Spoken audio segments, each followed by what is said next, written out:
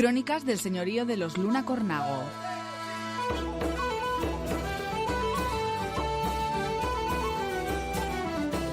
Un inventario del castillo de Cornago en 1497 por José Moya Valgañón. No conocemos demasiada documentación escrita sobre los castillos de esta tierra. Hace poco, Cantera Montenegro publicaba un inventario de la dotación militar del castillo de Briones que ya diera a conocer el marqués de Laurencín en 1898. Aprovechando para hacer diversos comentarios sobre Briones como plaza fuerte en la Edad Media y a veces con no demasiado acierto. Por ello, es oportuno traer aquí la colación este acta notarial sobre el Cornago del que pueden extraerse muy diversas conclusiones o sugerencias. De entrada nos da a conocer un señor de Cornago que no está en la lista proporcionada por el padre Ovejas, al que le faltan noticias entre 1460 y 1511, saltando desde Doña María a un don Álvaro de Luna, su nieto. Posiblemente el don Pedro que en nuestro documento se menciona debió de ser hijo del anterior, efectivamente, como también su hermano Juan. Asimismo, señor de la villa con anterioridad al parecer, si no de derecho, sí de hecho, pues se permitió empeñar el señorío al conde de Aguilar.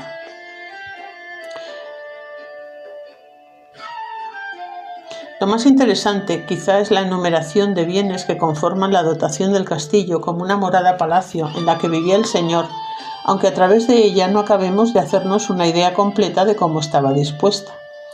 Desde luego existen dos dormitorios, uno en la torre cuadrada, la situada al norte, donde aparece un arca con calzado, borceguíes, alcorques, servillas, ropa jubona y aderezos incluidos cuchillos, un cinto con antojos en una bolsa, los antojos eran unas monedas, más 4 cuchillos y un poco de dinero. Otra recubierta de cuero con función de archivo que podemos interpretar como escritorio. Varios elementos de armadura o arnés, capacetes con baberas, musiques, quijotes, medios gocetes, guardacetes y pavesina o escudo chico. Todo elementos de armas. Más 2 catres que apoyarían en las 4 puntas que se mencionan, una cama y varios parámetros, algunos de los cuales corresponde a ella, como las 2 antepuertas y la alfombra cobertor. Otros serían para los catres, camas plegadizas como de viaje y algunos simplemente cerraría el acceso o recubriría la pared.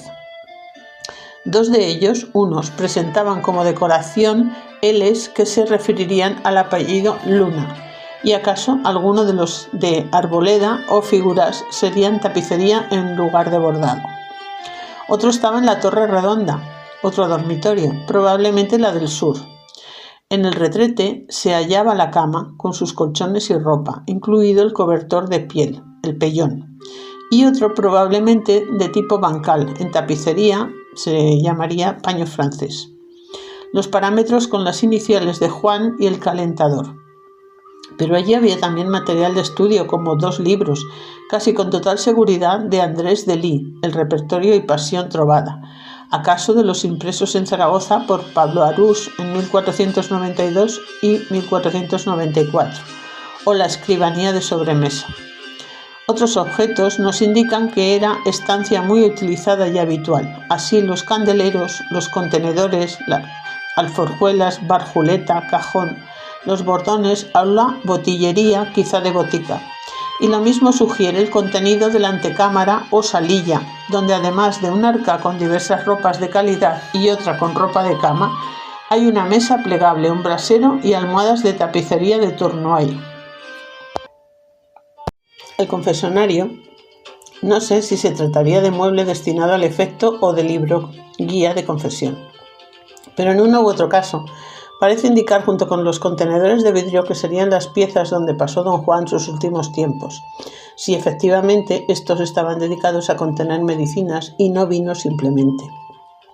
Lo que podría suceder también con los saleros.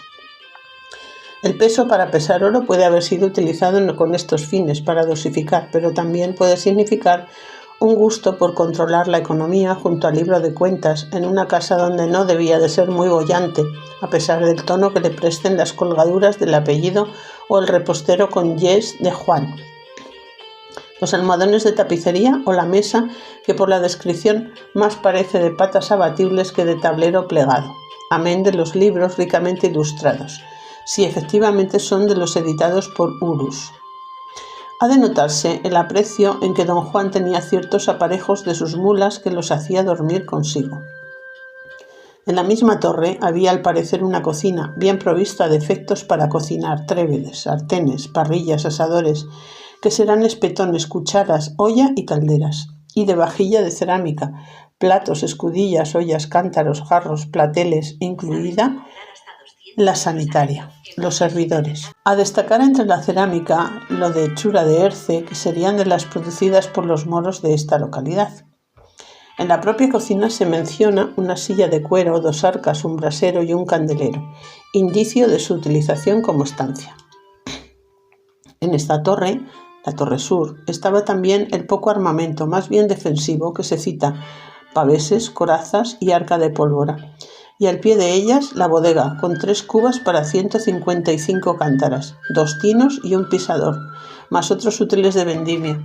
No es imposible que, según se ha puesto de manifiesto en la reestructuración del edificio, tal bodega sea el hueco excavado en la roca parecido hacia el ángulo sureste, pero fuera de la torre, que presenta arriba un boquete desde el que podría colocar el mosto en las tinas de la bodega.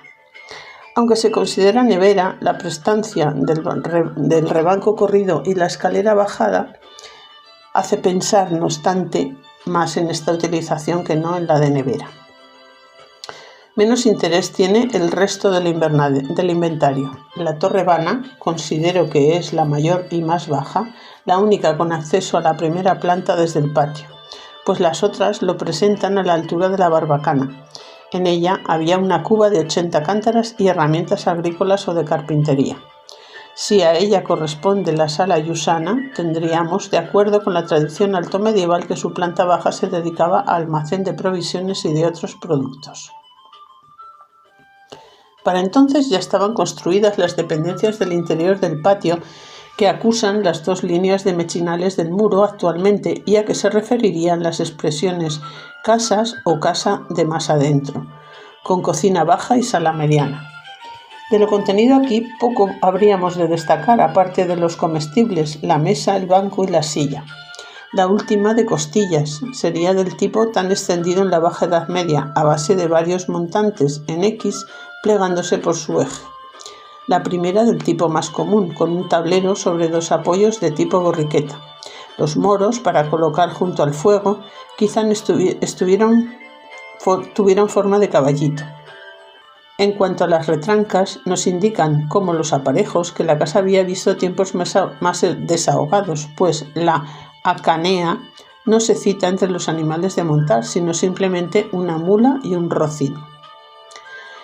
En esas casas debían de estar las cuadras, con los animales que se mencionan, y la capilla con los retablillos de la Anunciación y Santiago, devociones harto frecuentes por entonces, aunque acaso la segunda tuviese su origen en los buenos tiempos del abuelo don Álvaro, maese de esa orden.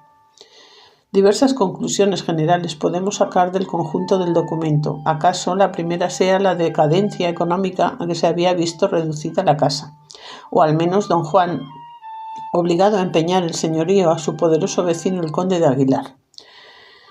Los Ramírez de Arellano habían sido apoyados por don Álvaro, como testimonia la crónica de este. Ulteriormente debieron de emparentar, como sugiere el pleito de 1520 en la Chancillería, con una Mencía de Frías, prima, que debió de estar casada con Alonso Ramírez de Arellano, conde de Aguilar.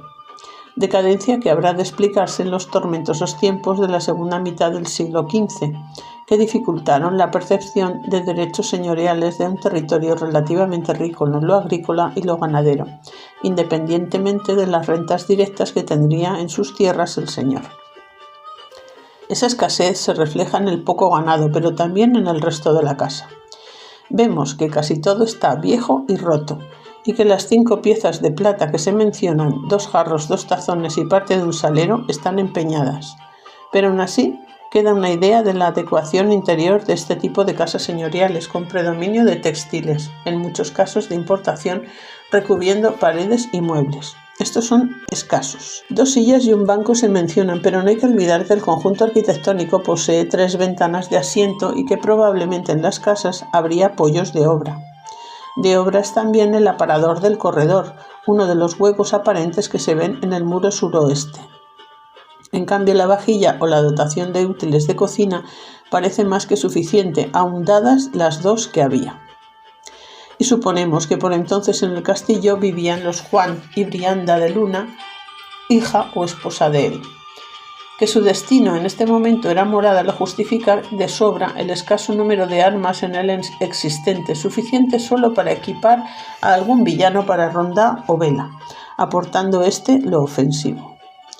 ¿Algún comentario merecería acaso el vino, cuya cantidad manifiesta cosechas y mayores o más abundantes plantaciones que ahora, o en el siglo pasado, existente además de especializada, tinto bueno de medias blanco? También los libros, sobre todo el repertorio de los tiempos, que nos podría ayudar a comprender la mentalidad de don Juan.